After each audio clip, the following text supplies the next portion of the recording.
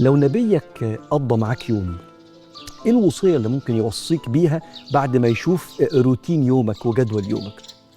هيقولك خد بالك من صلواتك ولا من لسانك، ولا خد بالك من أفكارك اللي فيها سخط على أقدار الله، أو فيها ادعاء المظلومية وانت منعم، ولا فيها مقارنة بينك وبين حد في رزق ربنا سبحانه وتعالى.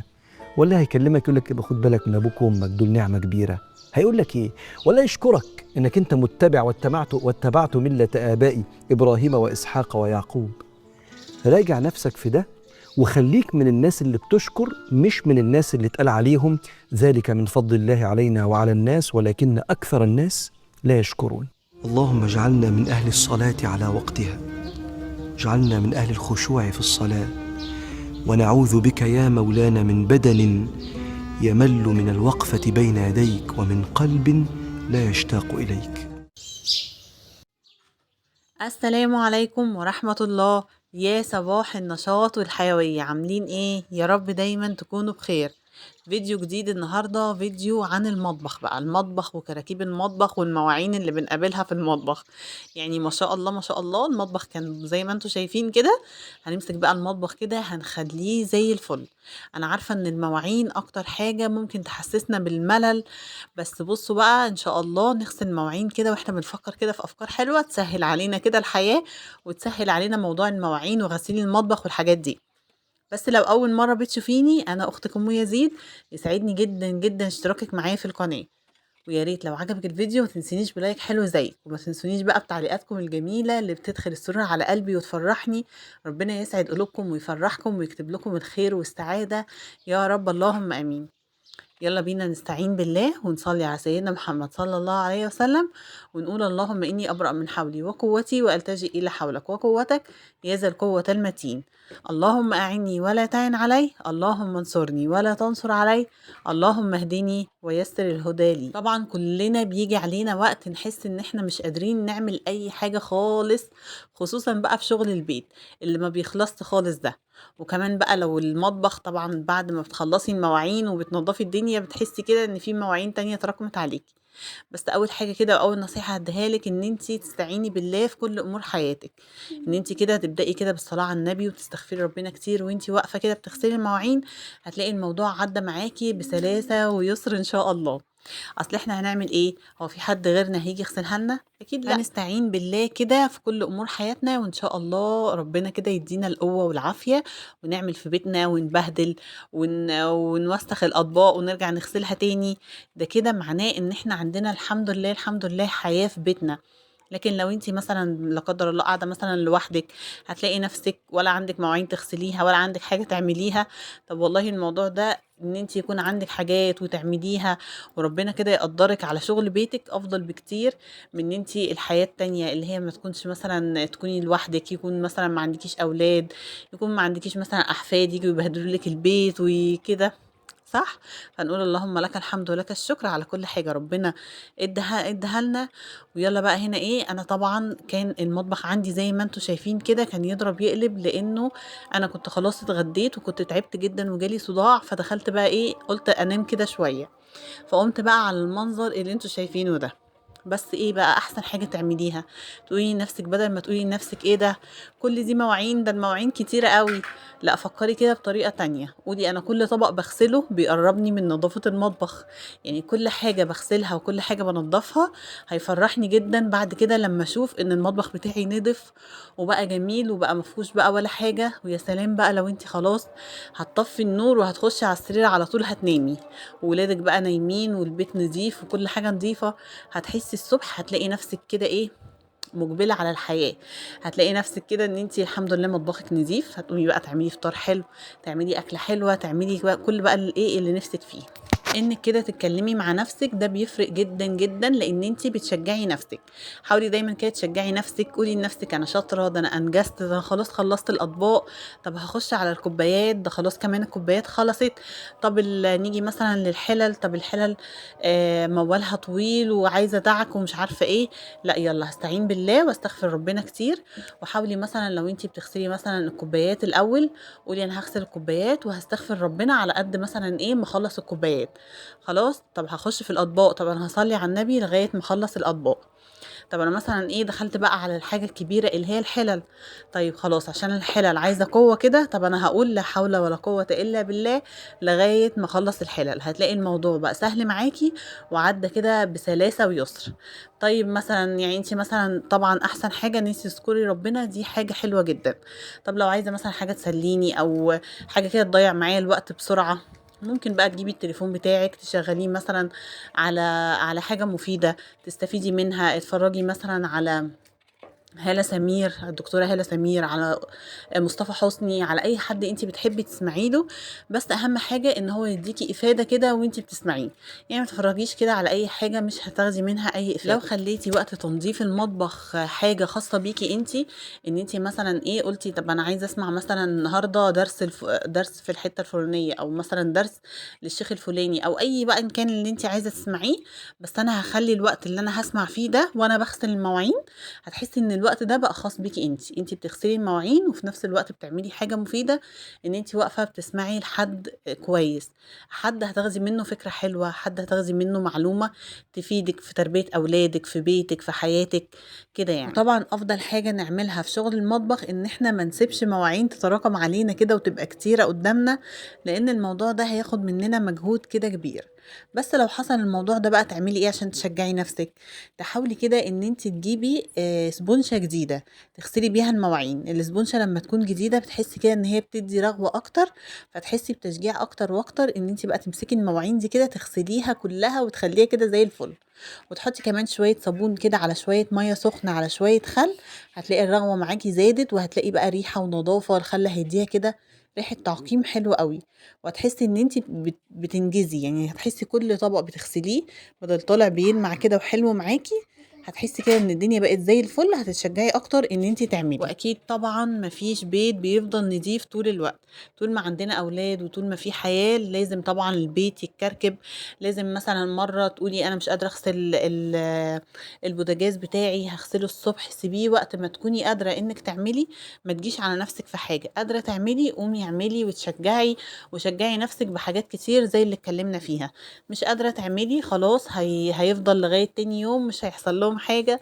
وان شاء الله برضو تتشجعي الوقت ده وربنا يديكي الصحة والعافية، وتقومي تعملي كل حاجة ليكي كده بحب وبشجاعة. وان انتي تحطي دايما افكار في دماغك ان انا لو قعدت في مكان مش نضيف ده هيسبب لنا حاجات كتير مش حلوة، وهيجيب طاقة سلبية جدا للبيت. لكن لو قعدت في بيت نضيف ده هيقلب معايا بطاقة إيجابية، وهيخليني بدل ما أعمل حاجة واحدة أعمل حاجات كتير. وكل مرة كده لما تيجي تنضفي قولي لنفسك النظافة دي قوة مش ضعف، وأنا عايزة أبقى قوية مش عايزة أبقى ضعيفة. غسلت بقى المواعين ونضفت كده الدنيا زي ما انتوا شايفين. وأحسن حاجة لو انتي بتحبي تصفي المواعين زي كده، يبقى أول حاجة يعني لازم تبدأي بيها هي مثلا الكوبايات، وسيبيها تتصفى. وبعد خلاص ما خلصتي الكوبايات وسيبيها تتصفى، خشي كده على الأطباق، اغسلي الأطباق كويس. وقبل بقى ما تشطفيها كوني حاطة الكوبايات بتاعتك في الرشاقة بتاعتك أو المكان اللي انتي بتحطيها فيها علشان تصفي الأطباق.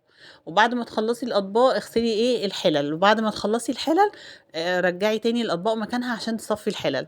كده هتحسي كمان ان انت ما راكمتيش كل المواعين كلها على بعضها في مكان واحد، وتحسي ان انت عملتي كركبه كبيره. لا، هيتبقى عندك بس في مكان التصفيه الحلل، ولما تتصفى خديها على طول حطيها مكانها وخلاص. وجبت بقى البخاخه السحريه بتاعتي اللي بحب انضف بيها قوي قوي البوتاجاز لما يكون مش محتاج ان هو يتغسل بسلكه ولا حاجه، انا عايزه بس انضفه كده والمعه. بحط في البخاخه، طبعا انا قلت كتير قبل كده في فيديوهاتي ان انا بحط ميه وخل وحاجه بسيطه من سائل الصابون. البخاخه دي معايا في البوتاجاز، في اي ستانلس عايزه المعه، بلمع الشباك بيها، بلمع الدولاب بيها، بلمع اي حاجه في المطبخ بيها. بترجعها بصراحه بتلمع وبتبقى نظيفه كده وزي الفل. قلت كمان اخد بقى الرخامه كده نظافه كده كامله بقى، علشان ايه لما اخلص هحس كده بقى بريحه النظافه الحلوه دي، واحس ان مفيش كركبه وكل حاجه نطفت. واحسن حاجه كده تحسي بيها ان انتي منظفه كده الدنيا، ان انتي لازم تنشفي الرخامه بتاعتك بعد ما تخلصي. ما تسيبهاش كده مبلوله وعليها ميه كتير، لا لازم تنظفيها كويس جدا وبعدين تنشفيها. هتحسي كده براحه حلوه جدا. جبت بقى سبونشه جديده لان السبونشه دي كانت قديمه عندي ومحتاجه ان هي تتشال. وسبت بقى كده المواعين تتصفى شويه، وجيت بقى على التلاجة، قلت اشيل الحاجات بتاعة رمضان، خلاص بقى هاعينها ان شاء الله لرمضان الجاي. ربنا يبلغنا رمضان ويتقبل منا رمضان اللي فات يا رب، اللهم امين. ورجعت كده فردت بقى الحاجات دي بقى عليه تاني. انا عندي حاجات تانية باحب أحطها أوي على التلاجة، زي مثلًا فراشة أو اللي هو إبريق الورد والحاجات دي، بس أنا اكتفيت بس بإيه، بأذكار الصباح والمساء. حطيتها كده لأن هي بصراحة أوقات كتير بابقى صاحية من النوم عايزة أقولها مثلًا، فهي بتفكّرني جدًا إن أنا أول ما أصحى كده، لأن أغلبنا أول ما بيصحى مثلًا من النوم بعد ما يصلّي كده بيخش عشان يعمل حاجة يفطر بيها، فأول حاجة بيفتحها التلاجة. فلمّا تلاقي كده قدامِك أذكار الصباح والمساء هتفتكري إن أنتِ تقوليها. ضبّطتها كده على التلاجة وقُلت بقى بالمرّة أكنس بقى الأرض كنسة حلوة كده، هي كانت نضيفة بس برضه قُلت ألمّعها، وأكنس كده السجادة كنسة حلوة واشيلها، وبرضه إيه، أكنس الأرض كده بيبقى في مثلًا أكل واقع حوالين السجادة أو مثلًا أتربة من الشباك، فكنست كده السجادة كنسة حلوة وشِلتها، وكمان كنست الأرض بقى وشِلت أي أتربة فيها.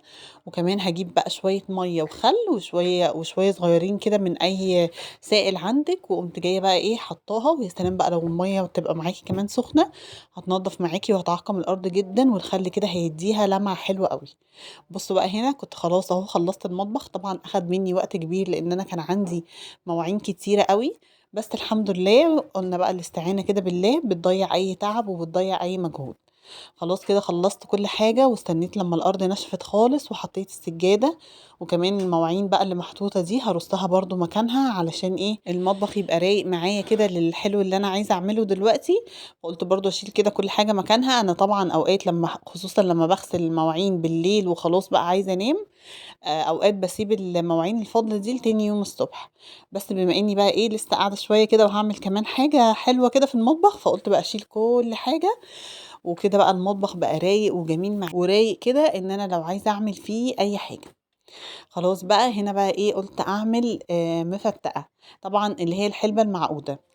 دي طبعًا أكلة شتوية جدًا ما لهاش أي علاقة بالصيف خالص، خصوصًا إن هي فيها حلبة، بس يعني هو الجو لسه ما حرّرش أوي، وأنا ابني طلبها منّي كتير وبندوّر عليها في السوبر ماركت مش لاقيينها، لإن إحنا خلاص أصلًا ما فيش حد دلوقتي هيبيعها لإن هي أكلة شتوي. بس أنا قُلت بقى إيه، أعملها عندي في البيت. هي بصراحة مكوناتها سهلة وهي أكلة حلوة أوي، يعني زي مثلًا إيه، ما بتحطّي فول وفلافل وجبنة ومربى مثلًا أو حلاوة، هتحطّي بقى إيه مكانها كده المفتقة. كل بلد بتعملها مختلفة عن التانية خالص، بس أنا هاعملها كده بطريقة بلدي اللي هي إسكندرية.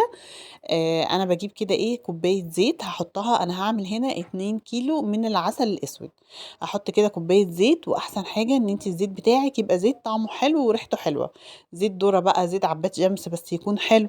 المهم ابعدي عن زيت التموين مثلًا أو زيت إيه، يكون ليه ريحة نفاذة كده عشان تطلع معاكِ حلوة. هاحط كمان عليها 3 معالق من الدقيق، 3 معالق كده إيه هرميين وحلوين. أنا عايزة أعرّفِك حاجة في المفتقة، إن المفتقة عشان أكلة شتوية وبتتعمل في الشتا، فهي بتربط أوي في الشتا لإن الدنيا بتبقى ساقعة، لكن بما إننا كده داخلين على حَر، فهتلاقيها إيه سايبة معاكِ شوية. فحاولي إيه لو أنتِ مثلًا بتعملي في الشتا معلقتين كبار دقيق، حاولي تعملي وأنتِ داخلة على الصيف 3 معالق عشان يبقى قوامها معاكِ حلو كده وتقيل، ما تسيلش معاكِ عشان الحَر اللي إحنا إيه داخلين عليه. وحطيت كمان لكل كيلو عسل معلقة من الحلبة المطحونة، ومعلقة من تحويجة المفتقة. تحويجة المفتقة دي بيبقى فيها مُغات وبتدّي طعم حلو أوي، بتجيبيها من عند أي عطار تقولي له عايزة تحويجة المفتقة هيدّيها لِك. أنا هنا عشان عاملة 2 كيلو عسل، فحطيت 2 معلقة كبار من الحلبة و2 معلقة كبار كمان من تحويجة المفتقة. هاقلّب طبعًا الدقيق كويس جدًا في الزيت لغاية كده ما أحس إن هو إيه، اتحمّص حاجة بسيطة كده، مش اتحمّص يعني لونه غيّر لأ، تحسّي بس إن هو يعني تسيبيه بس دقيقتين بس على النار، وتحطّي الحلبة وتحطّي المُغات وبعدين تقلّبيهم في بعض، وبعدين المفروض بتنزلي بسوداني، لكن أنا هنا نزلت بالسمسم لإن السمسم كان عندي أبيض، فكان محتاج إن هو يتحمّص شوية، لكن السوداني كان متحمّص. نزلت كده بكل المكونات دي مع بعض، وبعدين نزلت كمان بالسوداني.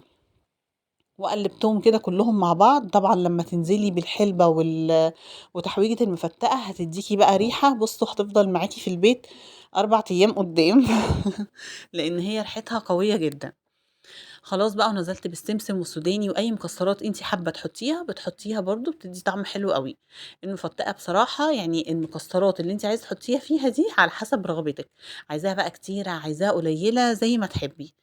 خلاص بقى كده اديتهم كده غلوة كده كلّهم مع بعض، وبعدين نزلت عليهم بالعسل. نزلت بقى كده بال2 كيلو عسل، وقعدت اقلب فيه لغايه ما هيغلي معايا غلوتين. ما تكتريش عليه في الغلي قوي علشان المغات اللي انت حطاه اللي هي تحويجه المفتقه ما تمررش معاكي وتديكي مراره بعد كده. في ناس بصراحه بيحطوا فيها ليمون وفي ناس بيحطوا ملح ليمون.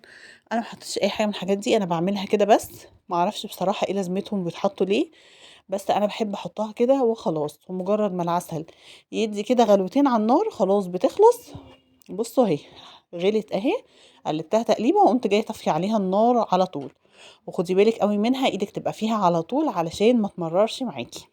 على فكرة هي حلوة جدا، ولو انتي مثلا رفيعة وعايزة تتخني يا سلام، تبقى احسن حاجة ليكي. لان المفتقة بتتخن جدا جدا، فخديها بقى كده في الفطار والعشاء علشان تتخني بقى زي ما انتي عايزة. هي مفيدة جدا وحلوة جدا، بس هي مشكلتها في الصيف ان هي بيبقى فيها حلبة، وانتوا عارفين الحلبة بتخلي ريحة العرق مش لطيفة في الصيف، فايه فنتجنبها شوية في الصيف. بس انا عملتها دلوقتي لسه برضو ايه الحر ما دخلش علينا قوي، وهي برضو حلوة ومفيدة للاولاد. خلاص بقى هتجيبي بقى اي برطمانات عندك. انا كان عندي البرطمانين دول ازاز، انا بحب قوي احطها في برطمانات ازاز. بس اتبقى كده شويه في الحله، بس هنا بقى المشكله ان انا سبتها علشان تبرد وما كانتش راضيه تبرد خالص. لان احنا كنا هنا داخلين كمان على الفجر، وانا كنت خلاص عايزه الفجر يأذن عشان اصلي وانام. فهي ما كانتش عايزه تبرد قوي، فانا بقى سبت الحبه دول كده في الحله. وبعد ما هيبردوا هحطهم بقى ايه في علبه كده بلاستيك، لان انا ما كانش عندي حاجه تاني ازاز ان انا احطها فيها. المهم ما تحطهاش كده في حاجة بلاستيك وهي سخنة علشان ما تتفاعلش معاها، ولو سخنة قوي كمان ممكن تسيح البلاستيك بتاعك. فانا كده ايه حطيتها كده في الحاجات دي. والطبق الصغير ده بصوا ما قدرتش اقاوم بصراحة، احنا كنا الفجر، بس انا قلت ايه هاكل كده بس نص رغيف كده وخلاص. فكنت غرفة ليا يعني، كانوا طبعا اولادي نايمين وما كانش لسه ايه في حد فيهم صاحي.